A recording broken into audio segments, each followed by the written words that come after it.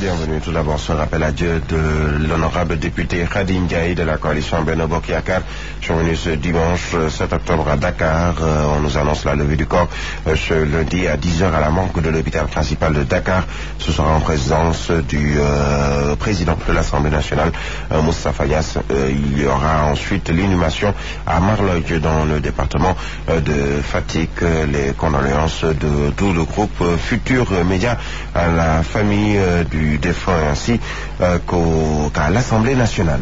Assassinat, je le disais en titre, de Madame Mariama Sagna Sonko, responsable du parti d'opposition PASTEF, dans la soirée du samedi. La conférence, les leaders du FPDR exigent une enquête immédiatement diligentée et que des conclusions soient présentées aux Sénégalais. Selon les informations disponibles pour l'instant, en tout cas selon le communiqué du FPDR, quelques moments après son retour du meeting qu'elle venait d'organiser pour le compte de son parti, des individus ont envahi son domicile et ont porté des coups mortels. Des circonstances ne peuvent que nourrir des soupçons sur des menaces pesant sur l'intégrité physique des opposants dans un contexte préélectoral marqué par des abus de toutes sortes de la part d'un pouvoir devenu minoritaire, toujours selon le FPDR. En tout cas, Ousmane Sonko, le leader de ce parti, veut également la lumière sur le décès de Madame Mariama Sagna. Nous y reviendrons. Moussassi a trahi les Parcelles Assainies. Propos tenus par Thierno Bokoum. Il était à Touba ce dimanche. Il a été reçu par le khalife général des Mourides, Serigne Mountakha Mbacké Bachir. Ainsi, s'en est suivi d'autres visites en marge de celle avec le khalife général des Mourides. Le candidat à la présidentielle et le conseiller municipal de Parcelles Assainies estime que Moussassi a tout simplement trahi les populations des Parcelles Assainies et pas seulement Khalifa Sall. Le leader de Agir, je vous propose de l'écouter. Écoutez, je me suis déjà prononcé sur cette question. J'ai dit très clairement que Moussassi a le droit de soutenir qui il veut. Ce n'est pas ça la question. Nous nous sommes adressés au président Macky Sall pour lui dire très clairement que les populations parcelloises ne sont pas à vendre et qu'elles n'appartiennent à personne. Maintenant, si vous me dites qu'est-ce que je pense du comportement de Moussassi, je vais être aussi très clair en vous disant que Moussassi a trahi. Il a trahi le vote des Parcellois. Il a trahi la confiance des Parcelloises. Il cherche aujourd'hui à détourner ce vote au profit de Macky Sall que nous avons combattu ensemble, au profit de Amadou Ba que nous avons combattu ensemble. On ne peut pas comprendre qu'on travaille ensemble pour faire en sorte que Khalifa Sall soit maire de Dakar.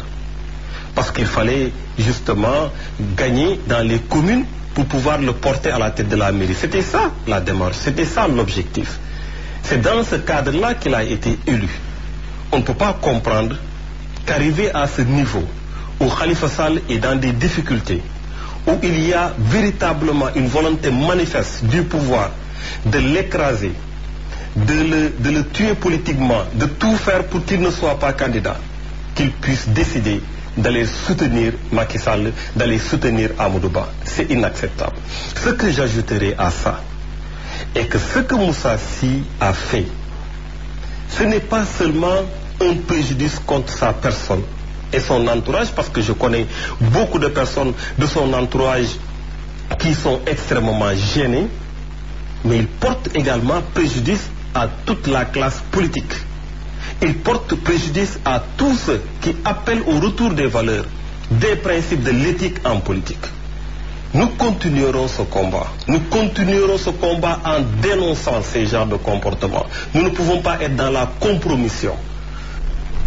Vous venez là d'entendre Thierno Bokoum qui s'est prononcé sur la transhumance du maire Moussassi. Moustapha Cissé Lo a lancé la grande offensive Horizon 2020 pour donner un second mandat au président Macky Sall, le premier vice-président à l'Assemblée nationale, par ailleurs militant de la première heure de l'Alliance pour la République, entend jouer un rôle prépondérant pour la réélection de Macky Sall. Une initiative saluée par le Premier ministre qui a présidé la cérémonie du lancement de la grande offensive Horizon 2020.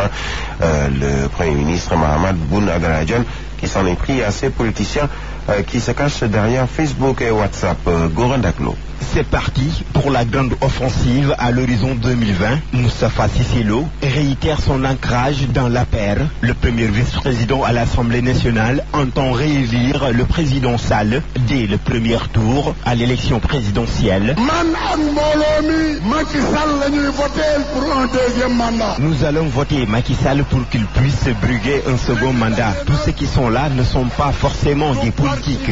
Je dirais que tous ceux qui ont de l'affection en moi sont venus. Horizon 2020 est une plateforme qui a pour mission d'engager la grande offensive pour réélire Macky Sall. Engagez-vous la grande offensive pour premier tour nous dormons.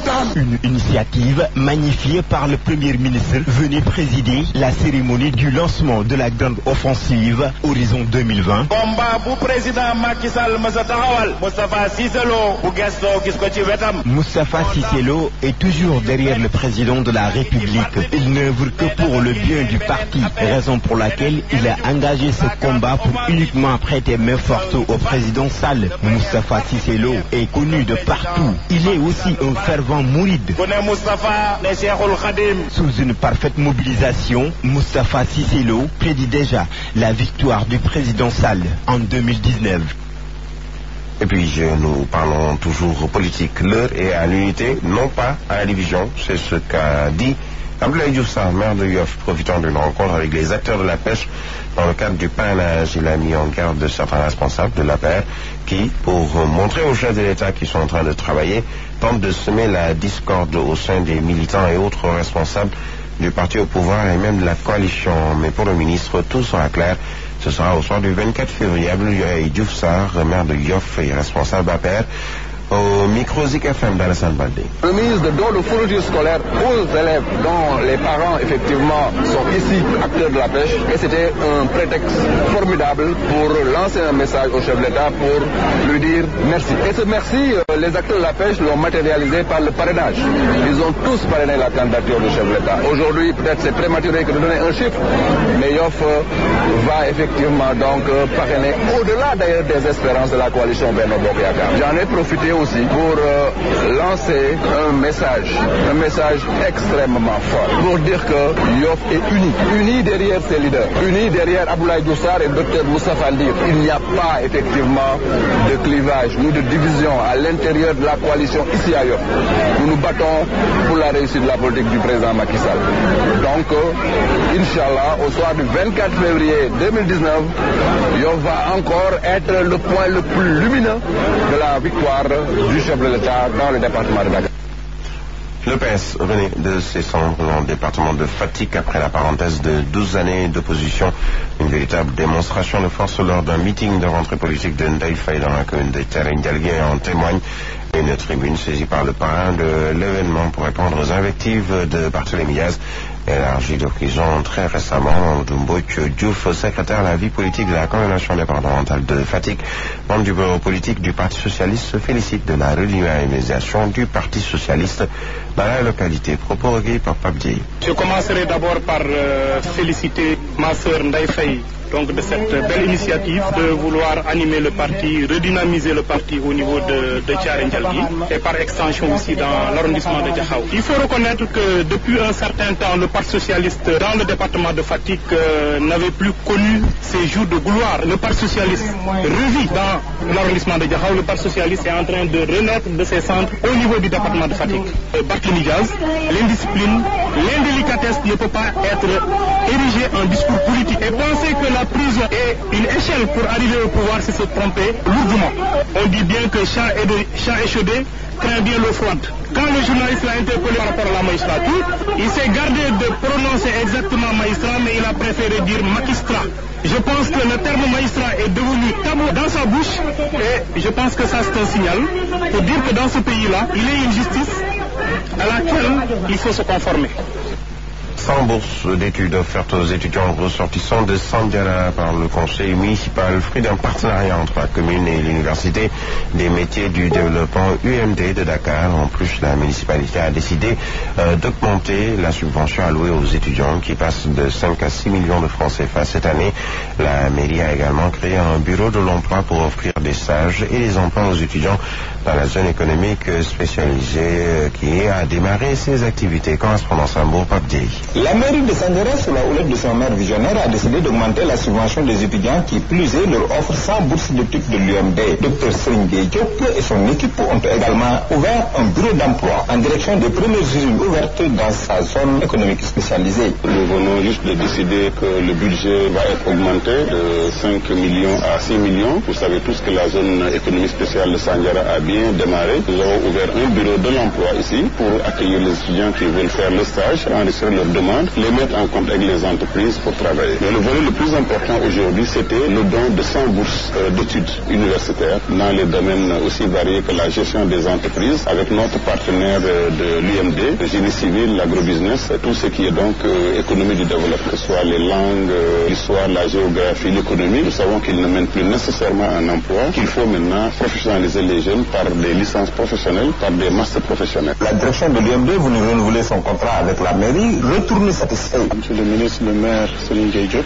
sa vision qui entre en droite ligne avec notre politique, constitue à aider le maximum de jeunes sénégalais, en tout cas à se doter d'une bonne formation, d'une formation de qualité dans les métiers du développement, à savoir les énergies renouvelables aujourd'hui, l'orientation dans la production du gaz et du pétrole. Les étudiants se félicitent de cette largesse. C'est un sentiment de satisfaction. À chaque année, nous constatons une augmentation de la subvention. Ces actes viennent contribuer à la réalisation du plan indice district connu du maire.